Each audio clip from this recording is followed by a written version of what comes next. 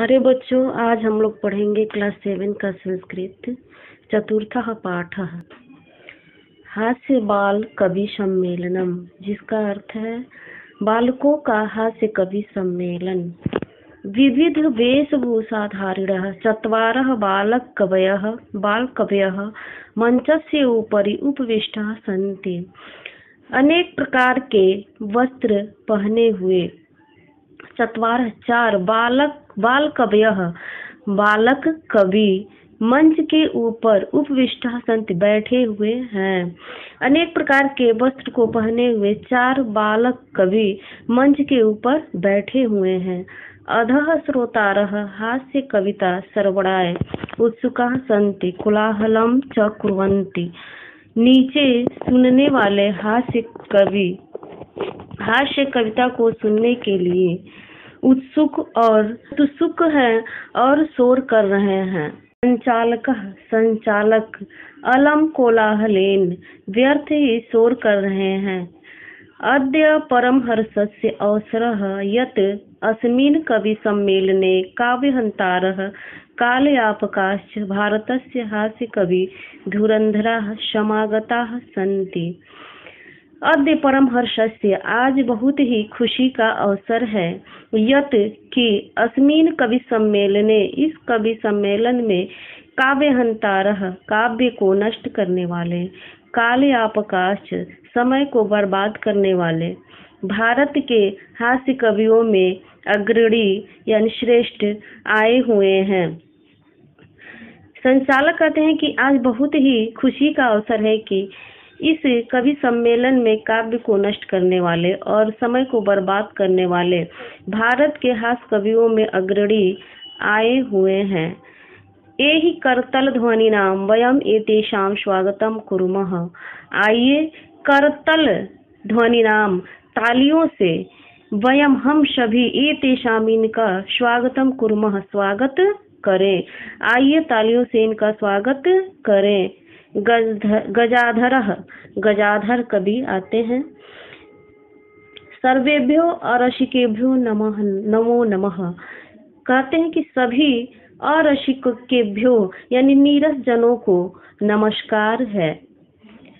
गजाधर कवि कहते हैं कि सभी नीरस जनों को नमस्कार है। प्रथमम तावद अहम आधुनिक वैद्यम, सबसे पहले मैं आधुनिक वैद्य को उद्देश्य स्वकीयम काव्यम श्रवाम, उद्देश्य करके, उनको लक्ष्य करके अपनी कविता को सुनाता हूँ। वैद्यराज नमस्तुभ्यम यमराज सहोदरः, यमस्तु हरति प्राणान् वैद्यः प्राणान् धनानि च। वैद्यराज नमस्तुभम, हे वैद्यराज आपको नमस्कार है। यमराज सहोदरः, क्योंकि आप यमराज के सगे भाई हैं। यमस्तु हरति प्राणान, और यमराज तो प्राणों को ही हरते हैं। वैद्य प्राणान धनानि च, आप तो, हे वैद्यराज, आप तो प्राण और धन दोनों को ही हर लेते हैं, यानी आप यमराज से भी श्रेष्ठ हैं। सर्वे उच्चै हसन्ति, सभी जोर से हंसते हैं। उसके बाद आते हैं कालांतकः। काल का अंत करने वाले, यानी यमराज का भी अंत करने वाले।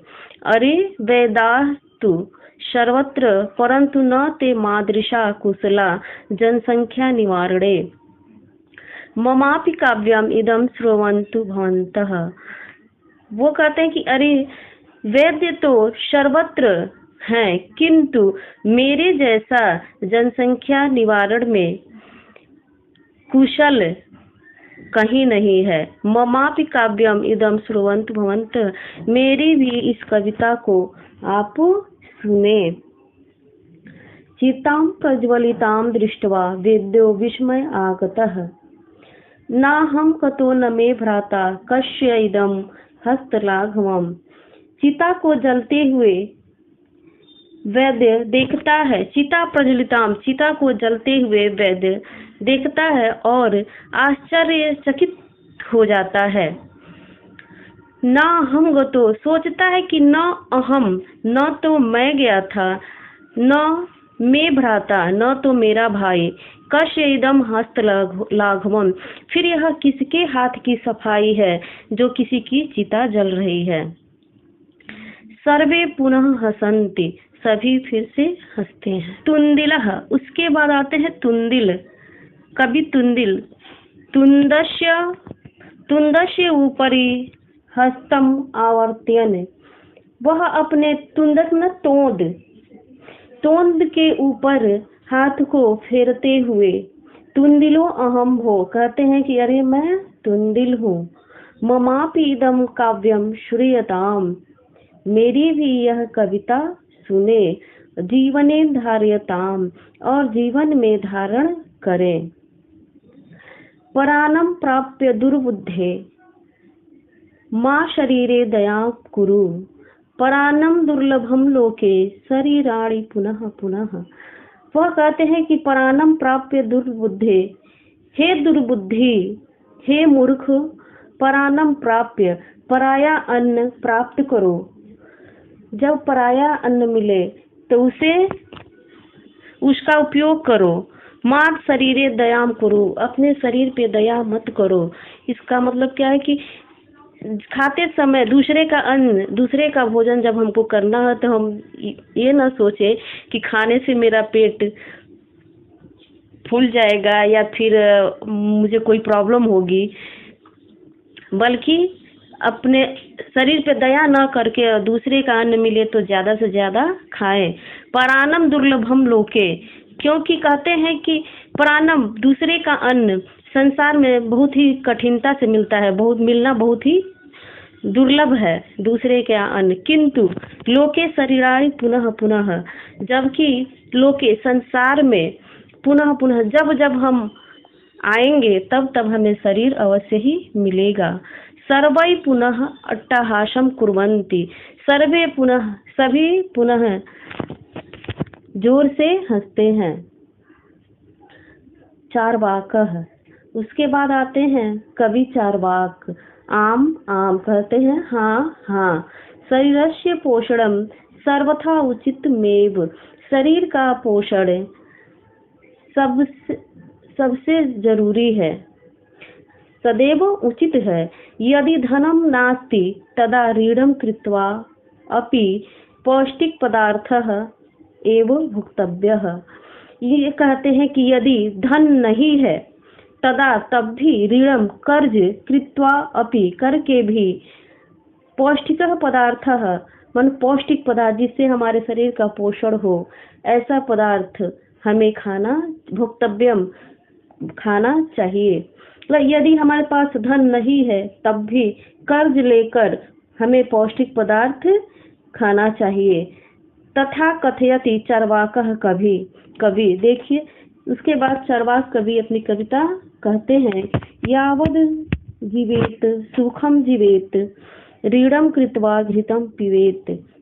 कहते हैं कि यावद जीवेत, यावत माने तब तक, जीवेत जिए, सुखम जीवेत, कि हमें जब तक जीना चाहिए सुख भी जीना चाहिए। ऋणम कृत्वा घृतम पिबेत, और कर्ज लेकर भी घी पीना चाहिए। श्रोतारः, श्रोतागण, कविता को सुनने वाले। तरहि, तो ऋणस्य प्रत्यर्पणम कथम, तो कर्ज को कैसे चुकाएंगे। श्रोतागण पूछते हैं कि कर्ज को कैसे चुकाएंगे। चार्वाकः, श्रूयताम अवशिष्टम काव्यम, सुनिए मेरे बचे हुए कविता को। घृतम पीत्वा श्रमम कृत्वा ऋणम प्रत्यर्पयेत जनः, घी पीकर, श्रम मेहनत करके, ऋणम प्रत्यर्पयेत, घी पीकर और परिश्रम करके कर्ज को लौटाएंगे। काव्य पाठ श्रवणेन उत्प्रेरितः एकः बालको अपि आशु कविता रचयति, हासपूर्वकं च श्रावयति। काव्य पाठ को सुनकर उत्प्रेरित, काव्य पाठ सुनने से प्रेरित एक बालक भी आशु कविता का मतलब है जो शीघ्र ही कविता लिख दे। आशु कविता रचयति, आशु कविता लिखता है और हंसते हुए सुनाता है। बालकः बालक, श्रूयताम सुनिए, श्रूयताम भो कहता है हे अरे सुनिए सुनिए, ममापि काव्यम मेरी भी कविता। गजाधरः कवि चैव तुंदिलं भोज्यलोलुपं कालांतकं तथा वेद्यं चार्वाकं च नमाम्यहम्। गजधर कवि और तुंदिल कवि और भोजन के लोभी, तुंदिल कवि भोजन के लोभी, कालांतक जो काल का भी अंत करने वाले हैं, और वैद्य चार्वाक को नमस्कार है। काव्यं श्रावयित्वा हा हा इति कृत्वा अन्ये च अपि हसन्ति सर्वे गृहं गच्छन्ति। काव्यं श्रावयित्वा कविता को सुनकर हा हा इस प्रकार करके हंसते हुए